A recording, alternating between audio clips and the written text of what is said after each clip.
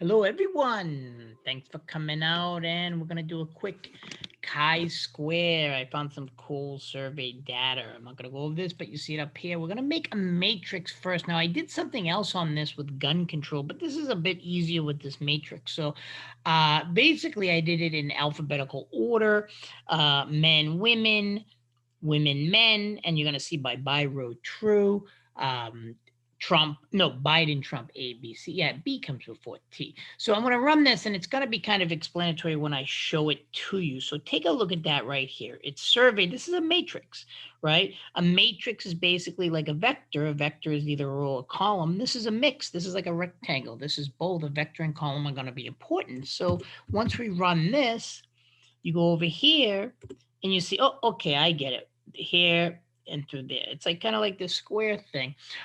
So you basically, but they're both important as we're going to see, but they're not named. And this kind of kills again with the PETA stuff. Two, three, four, five birds with one stone. Uh, so we can basically see how to do the column names and the row names. Now, notice this is by row true. Look at what happens if I put by row false. I'll just make it S or something. Or go back up just so you kind of see how this is. Let's just call it S and by row false. And as you can see, yeah, you can just easily pick it up there. And remember, number of rows two, because there's only two rows here, so we can make it more. So you basically rows like that. So check it out. Now, what does S mean? S is the opposite.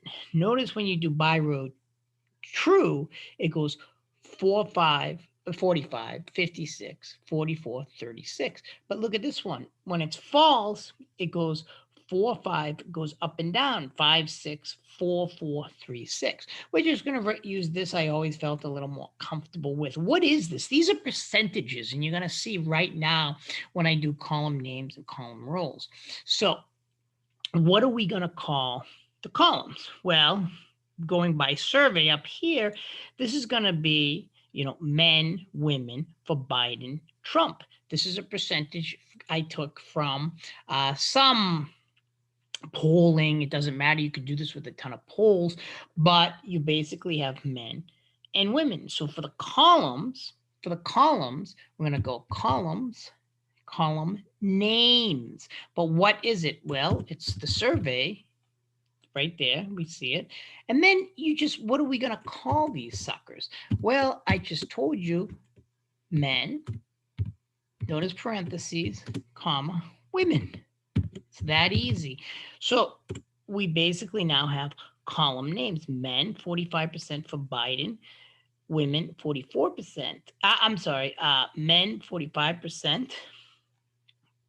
I'm doing the wrong one. I'm up here. Men, 45% for Biden; women, 56; Trump, 44; 36 for women. So let's say now these are called row names. Row names. Don't ask me why it's column names, COL names, and this is row dot names. I don't know why R does things. Remember statistics, these packages where they're using SPSS, data, I wouldn't use those. Those are a little dated, but R or Python, which are more used now, particularly R, which we're using R Studio being the interface. They're not logical, but they're tolerable. So I don't know why it doesn't say, let's say COL dot names, but here it does. But regardless, let's take a look. The C we should be familiar with at this point. So it's Biden, but let's say Sleepy Joe, right? Might as well use nicknames. And then my name for Trump is Creepy Trump, because he's really creepy. No wonder why all those men love him. All right, according to this poll. So what do we have here? We've got ourselves a survey of a matrix. So men for Sleepy Joe, 45; women, 56. They must be like the sleepy. But creepy Trump, men, 44; women, only 36 for creepy Trump under this. I can't even believe many women like the creepy Trump, who basically said on tape, he really goes after women. when they don't want them to. That's really creepy. So that's creepy. We got sleepy and creepy. So what we're going to do is try to run a chi-square test on this to see if these are independent or dependent, meaning, like, for example, men significantly, statistically speaking, like measured by the p-value here, trump more than, say, women. So all it is, there is no summary like we've learned before, or you don't have to call it anything. We're going to call it chi-square survey, and then correct to get the what I call the William Butler Yates, because W.B. Yeats was a great, great poet, Irish, of course, but it's actually not named after him. But we're gonna see what I'm talking about. True, and we're gonna run it, and here we are. We get it. That's the Yates continuity correction. That makes it a little more difficult. What I want you at this level to understand, instead of getting too deep into it, particularly I don't want too long of a video because then people won't watch it, to get the main points, is that it makes it a little more difficult to get this p-value to be significant, which in the social sciences is basically 0.05. If it's under 0.05, we reject the null hypothesis that these are all independent, and we see that there's a significant correlation. Here, it isn't. Even when we use this as false, we see still, and like I told you, with the Yates on, that makes it more difficult, so it bounces up 0.16. So what's going on here is they're saying there's no real significance between men and women who they prefer. Obviously, you see a difference, but statistically speaking, there is no real significance. Unlike if you go back and look at the gun control one, there was a significance between men and women, and that gets bigger, and then that's what we're measuring to see if this is just random by chance or that it's significantly attributable to, as we would see here, gender. And that's interesting, and I think that this right here, this little test, kind of shows how Trump, well, did he lose? I don't know. A lot of people say he didn't. Maybe there was a lot of false votes there. That's what they're saying. I actually voted 17 times and I'm dead. So how do you like that? But anyways, you see that there isn't that much significance, and that kind of, if the polling is correct, will essentially tell you that there's a good chance Trump might lose, because usually men do vote more conservative, but in this case there doesn't seem to be a significant difference between how men and women are voting. And when I say significant, it doesn't mean there's no difference.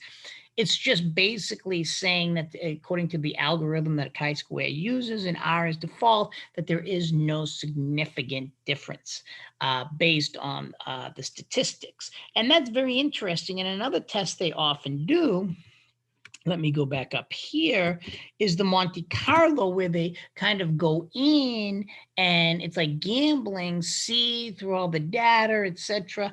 If there's a